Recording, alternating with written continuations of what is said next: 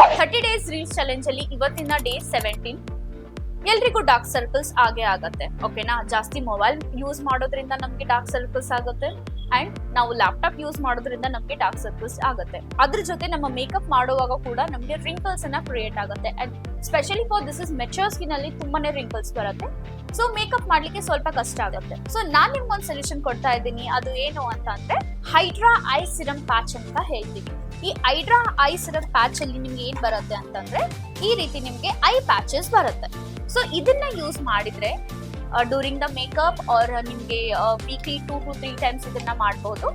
So ಇದನ್ನ use ಮಾಡಿದ್ರೆ ನಿಮ್ಗೆ ಡಾರ್ಕ್ ಸರ್ಕಲ್ಸ್ ಅನ್ನ ಕಡಿಮೆ ಆಗುತ್ತೆ. ವೀಕ್ಲಿ 2 ಟೈಮ್ಸ್ ಆರ್ 3 ಟೈಮ್ಸ್ ಇದನ್ನ ನೀವು ಮಾಡಬಹುದು. ಇಲ್ಲ ನಿಮ್ಗೆ ಮೇಕಪ್ ಅಲ್ಲಿ ಯೂಸ್ ಮಾಡಬೇಕು ಅಂತಂದ್ರೆ ಪ್ರಿಪ್ರೇಷನ್ ಲೈಕ್ CTM ಎಲ್ಲ ಮಾಡುವಾಗ ಇದನ್ನು ಕೂಡ ನಾವು ಫಸ್ಟ್ ಪ್ರಯಾರಿಟಿ ಅಂತ ಹೇಳ್ತೀವಿ.